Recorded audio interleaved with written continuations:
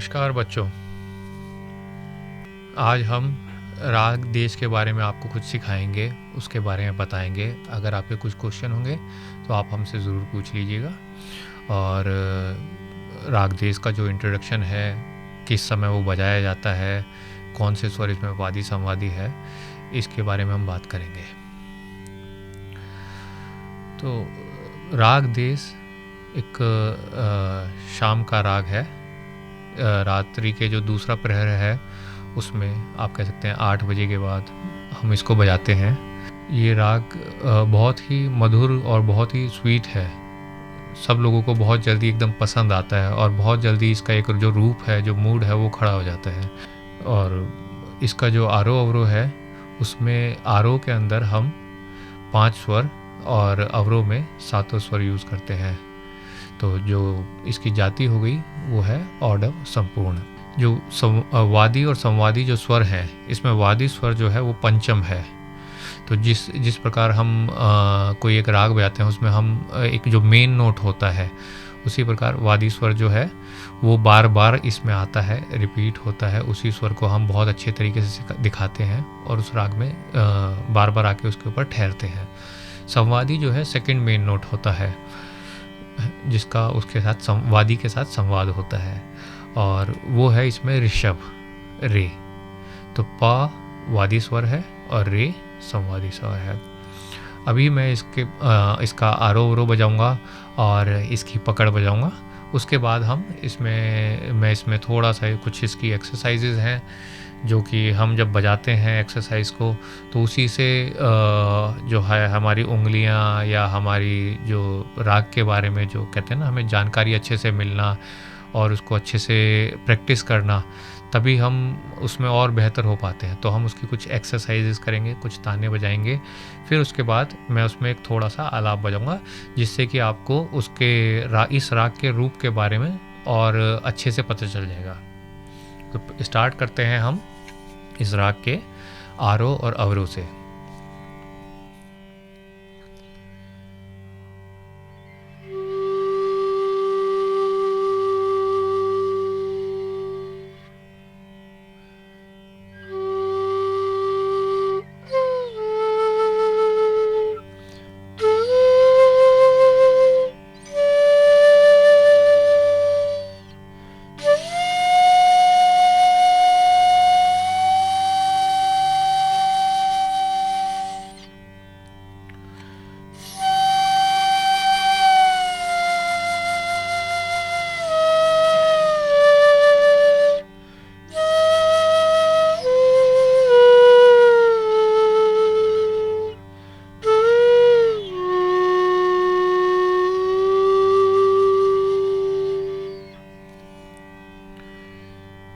ये इस राग का आरोह था और उसके बाद अवरोह था। आरोह मतलब असेंडिंग, जब हम ऊपर की तरफ जाते हैं, जैसे सा, आरोह,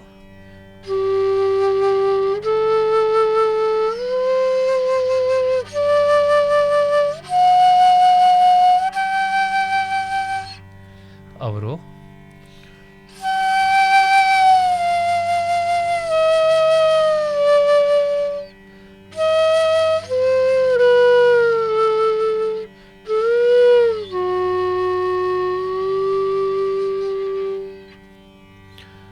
अब राग को पहचानने के लिए उसका कुछ उसके फ्रेजेस होते हैं। जो इसका मेन फ्रेज है वो इस प्रकार है।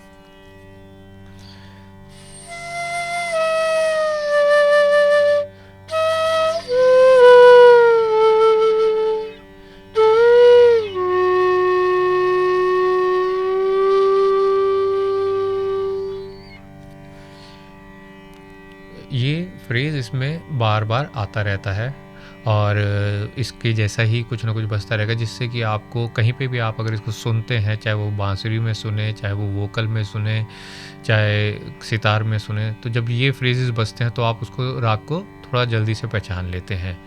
क्योंकि क्या होता है कि हमारे शास्त्रीय संगीत के अंदर जो है बहुत सारे राग ऐसे हैं जिसमें आरोह अवरोह जो है इस राग में या उस इसके जैसा कोई जो दूसरा राग है जो इससे मिलता जुलता है, तो कहीं कन्फ्यूज़न ना पैदा हो। तो इसके रूप को और स्ट्रॉन्ग बनाने के लिए और मजबूत बनाने के लिए उसके जो मेन फ्रेजेस हैं वो बड़ी मदद करते हैं। और इस राग के अंदर एक और चीज़ है, इसमें हम 2 निषाद यूज़ करते हैं। जब हम आरोह बजाते हैं तो हम शुद्ध निषाद का प्रयोग करते हैं, जब हम अवरोह बजाते हैं तो हम कोमल निषाद का प्रयोग करते हैं। तो जब ऊपर जाएंगे तो हमेशा शुद्ध निषाद लगेगा और जब वापसी आएंगे तो कोमल निषाद लगेगा। अब मैं इसमें थोड़ी सी कुछ एक्सरसाइजेज बजाता हूँ, आप उसको जब प्रैक्टिस करेंगे, रियाज़ करेंगे, तो आप जो है इस राग के बारे में और उसके राग के अंदर जो मूवमेंट हम करते हैं, जो हम बांसुरी में बजाएंगे, गाना गाएंगे, उसमें जो है बहुत मदद मिलती है। तो कुछ एक्सरसाइज के कुछ फ्रेज, कुछ अलंकार हम बजाते हैं अभी।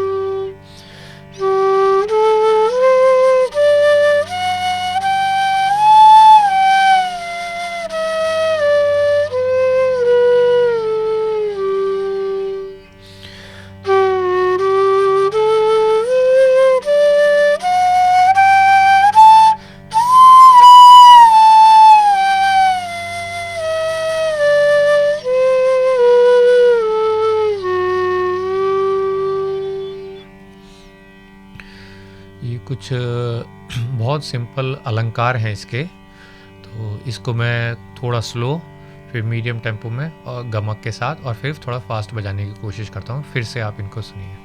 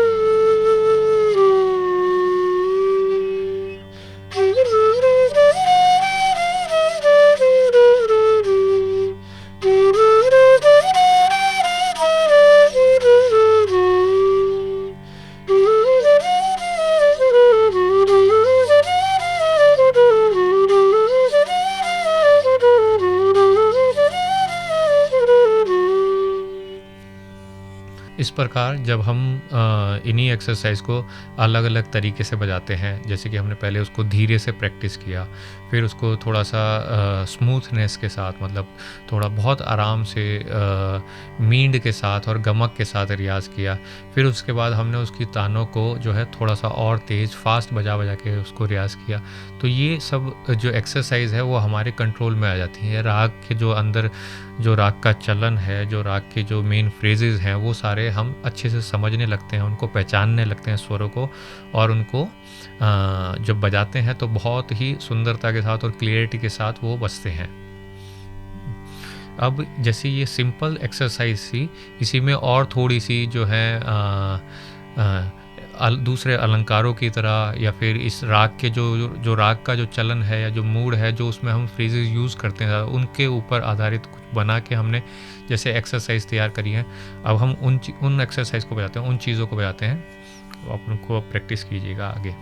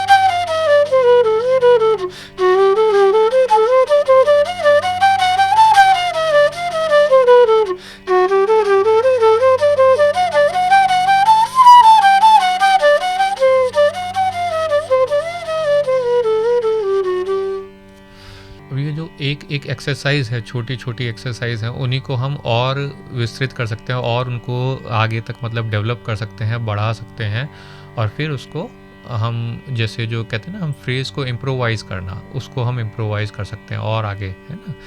और उसमें नई-नई एक्सरसाइज जोड़कर या उसी एक्सरसाइज के उसी छंद को, उसी फ्रेज़ को आगे और डेवलप करके हम और आगे मतलब उसको एक छोटी एक्सरसाइज को बड़ी एक्सरसाइज में बदल सकते हैं। जब हम इनको बजाते हैं, खूब रियाज़ करते हैं, तो ऑटोमेटिकली हमारा जो है फिंगरिंग, हमारा जो ब्रेन है वो उसी तरीके से वर्क करना शुरू करता है जैसे इस राग के अंदर हमारा चलन है और हम नई-नई चीज़ों को बनाना शुरू कर देते हैं। बट उसके लिए एक-एक एक्सरसाइज को 20 टाइम, 50 टाइम, 100 टाइम्स हम बजाते हैं, रोज़ प्रैक्टिस करते हैं, तो धीरे-धीरे करके वो उस प्रकार से बजने लगता है। जैसे अब यही एक्सरसाइज जो मैंने अभी बजाई है, ये छोटी एक्सरसाइज है, ऐसे है।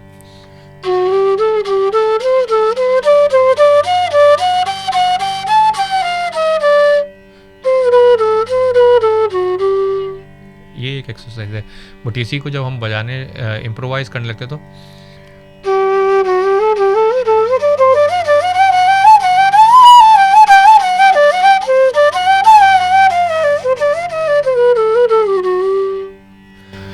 थोड़ा सा अलग कर दिया, थोड़ा सा कुछ और चेंज कर दिया उसमें। ये कहीं लिखी भी नहीं है ना ये, बट ये क्या है, बजते बजते जैसे हम कुछ सोच रहे हैं जो अभी मन में चल रहा है, बट वो राग के अनुकूल, राग के हिसाब से होना चाहिए, है ना? और ताकि वो राग गलत ना हो और उसमें कुछ फ्रेज ऐसा ना सुनाई दे किसी को कि भाई अरे ये तो राग गलत हो गया। इसलिए हमें उसके चलन की, इन एक्सरसाइज का खूब रियाज करना चाहिए।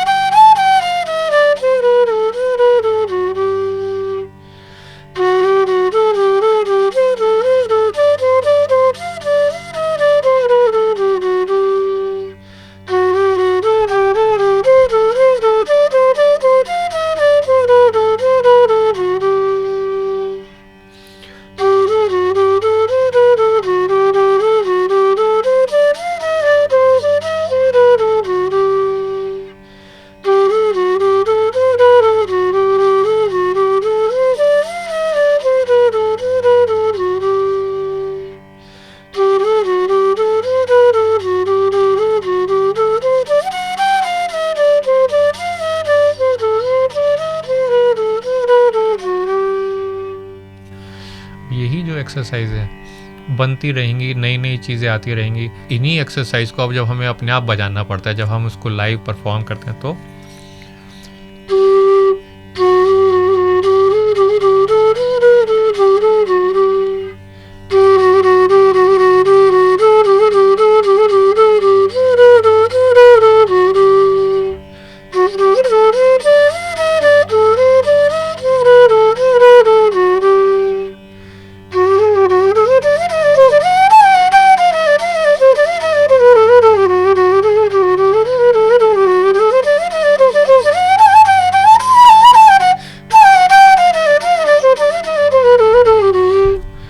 ये सब जो एक्सरसाइजेज हैं ये हम जैसे जैसे बजाते जाएंगे, धीरे धीरे ये फास्ट होती जाएंगी और आप इनको और अच्छे तरीके से बजाते जाएंगे, बहुत क्लियर होती चली जाएंगी।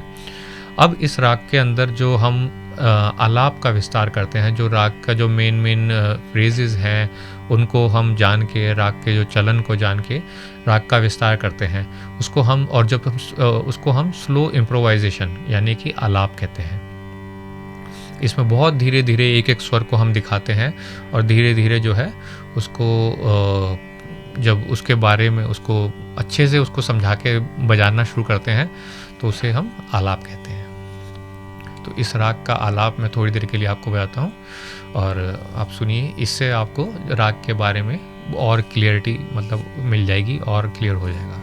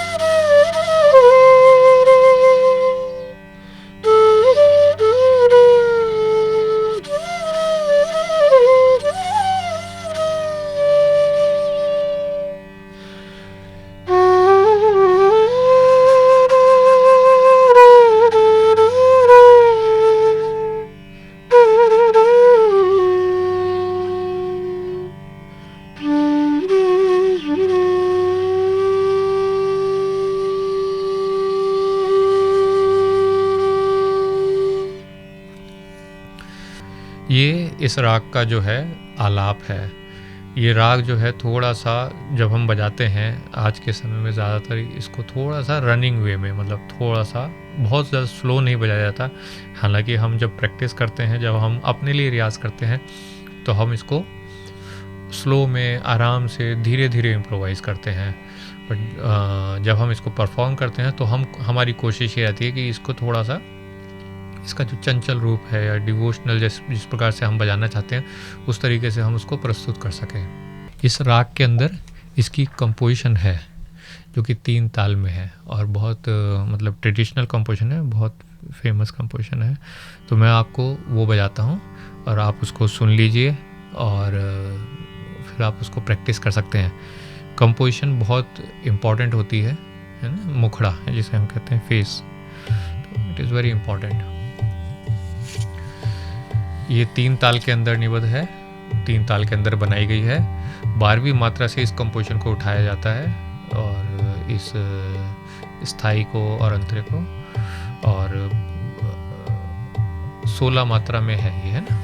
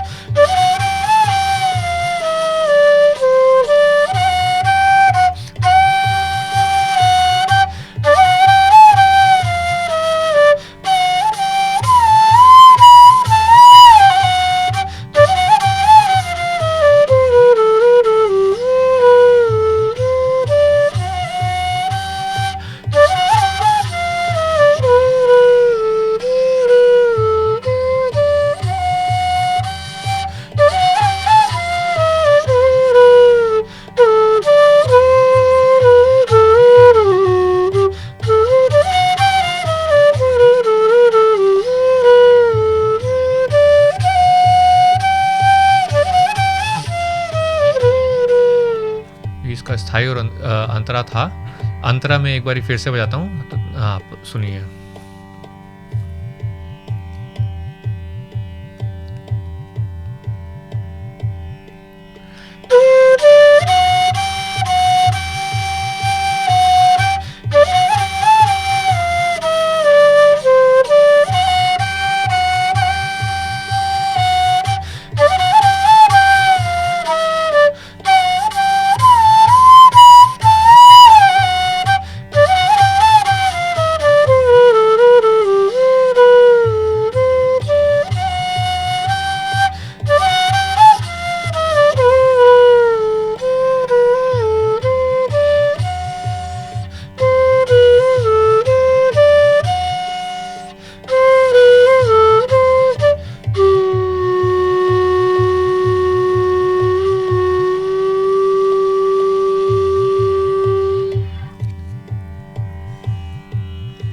ये इस राग की कंपोजिशन है। तो इस राग के अंदर फिर जब हम कंपोजिशन बजाते हैं उसके बाद हम आलाप बजाते हैं कंपोजिशन के साथ, इम्प्रोवाइजेशन होती है उसकी आलाप की। फिर उसके बाद जो कि ताल में निबद्ध होता है, ताल में होता है बंधा हुआ। फिर उसके बाद हम उसके अंदर कुछ बोल ताने या फिर ताने बजाते हैं स्थाई के साथ। फिर उसको बजाते हैं हम अंतरे के साथ। धीरे धीरे करके आप देखेंगे कि पूरा एक स्टेप बाय स्टेप जो है उसके राग के बारे में कि भाई कैसे राग का जो चलन है, एक्सरसाइज हमने बजाई, फिर आलाप बजाया, फिर कंपोजिशन बजाई, फिर कंपोजिशन को इम्प्रोवाइज़ किया आलाप के रूप में, स्लो इम्प्रोवाइजेशन में। फिर कंपोजिशन के अंदर हमने ताने ऐड करी, फिर उसका अंतरे के साथ आलाप बजाया और अंतरे के साथ ताने ऐड करी, और आपको लगेगा कि अब आप इस राग को अच्छे से समझ गए और बजाने लगे। ठीक है जी। तो मिलते हैं हम अगले क्लास के अंदर। नमस्कार।